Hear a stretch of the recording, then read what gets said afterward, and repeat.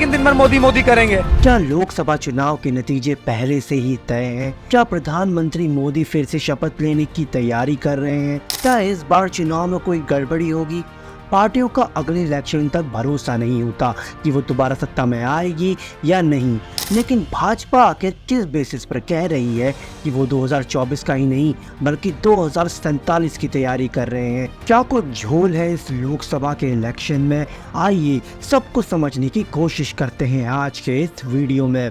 लोगों का कहना है कि देश में डेमोक्रेसी खत्म हो रही है। इसके पीछे की वजह चुनाव आयुक्त में सीजीआई की जगह कैबिनेट मंत्री रखने का प्रस्ताव, विपक्ष को कमजोर करने की कोशिश, दिल्ली के मुख्यमंत्री की गिरफ्तारी, हेमंत सोरेन को जेल भिजवाना, कांग्रेस के अनुसार उनका बैंक अकाउंट फ्रीज करना, मीडिया को पूरी तरह से अपने कब्जे में ले लेना, नए कानून बनाकर खुद के हाथ में पावर ले लेना, जांच एजेंसी को अपने इशारों पर नचाना, जनता को प्रोटेस्ट करने से रोकना, विधायकों को खरीदना, इसके अलावा भी और कई पॉइंट्स हैं। जितने भी काम आपको हमने गिनवाए वो सब के सब मोदी सरकार के शासन में हुआ है। लेकिन हाँ, ऐसा भी नहीं है कि देश में डेमोक्रेसी नहीं है। ऑब्वियसली आज हम बोल पा रहे हैं, पार्टियों का चुनाव करने जा रहे हैं, तो ऑब्वियसली डेमोक्रेसी तो है, लेकिन अब ये खतरे में है।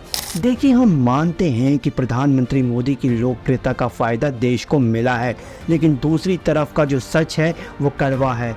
पीएम मोदी नारा दे रहे हैं 400 पार की, लोग सवाल कर रहे हैं जब पीएम इतने ही कॉन्फिडेंट थे तो चंडीगढ़ मेयर चुनाव में इतनी बड़ी धांधली कैसे हो गई? जो राम को लाए हैं हम उनको लाएंगे का नारा दिया जा रहा है। जो राम को लाए हैं हम उनको लाएंगे। लेकिन खुद सोच के देखिए कि एक इंसान भला भगवान को कैसे ला सकता है? इंसानों को तो खुद भगवान राम लेकर आए हैं। ये सारे नारे आपके ब्रेन वॉश के लिए भी बनाए जा सकते हैं। अब की बार 400 पार का शोर इतना ज़्यादा हो रहा है कि बच्चे बच्चे को याद हो गया है। दूसरी तरफ हमारी मीडिया, जिसे स्वतंत्र होना चाहिए था, वो भी सरकार के तलवे चाट रही है। एक मास को इन्फ्लुएंस करने में मीडिया का बड़ा रोल होता है, लेकिन आज की मीडिया सरकार की बस तारीफ करती है और अपोजिशन से सवाल पूछती है। बीजेपी के प्रवक्ताओं के बोलने से पहले न्यूज़ एंकर खुद बोलने लगते हैं। अगले 3 वर्षों में भारत को $5 ट्रिलियन जीडीपी के साथ दुनिया की तीसरी सबसे बड़ी अर्थव्यवस्था बनाने की बात कही जा रही है। लेकिन सवाल ये भी है कि इससे लोगों को जॉब्स कितनी मिलेंगी? आपको समझना पड़ेगा कि लोगों को धर्म के नाम पर पढ़ने के लिए नहीं बल्कि लड़ने के लिए उकसाया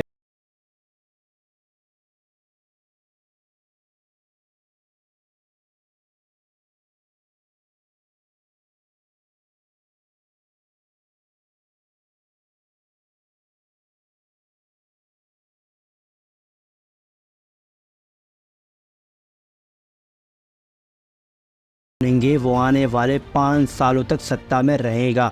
इसलिए जिसको भी चुने अपनी समझदारी और सूझबूझ से चुने। लोकसभा चुनाव में आप प्रधानमंत्री जी के नाम पर वोट डालने से बचे। कोशिश करें कि अपनी लोकसभा में खड़े हुए प्रत्याशियों को देखकर वोट डाला जाए, क्योंकि मोदी लहर में डुबकी लगाकर सभी नहा ले रहे हैं। दूसरी चीज़ और, आपका कीमती वोट शिक्षा, स्वास्थ्य, रोजगार और महंगाई जैसे मुद्दों को लेकर होना चाहिए। क्योंकि आटा खरीद नहीं पाएंगे, नौकरी है नहीं, शादी हुई नहीं, बच्चे हुए नहीं, इनको दर्द क्या पता। जब तक हम खुद को मजबूत नहीं करेंगे तब तक धर्म मजबूत नहीं हो पाएगा। पहले इंसान सुरक्षित होना चाहिए, फिर धर्म। आज देश में क्या हो रहा है, देश ने क्या पाया है और क्या खोया है, इसे बताने की ज़रूरत नहीं है। और हाँ, देशभक्ति दिखाने और कहने की चीज़ नहीं होती, ये हमारे काम से पता चलता है। इसलिए जिसको भी वोट करे समझदारी से करे।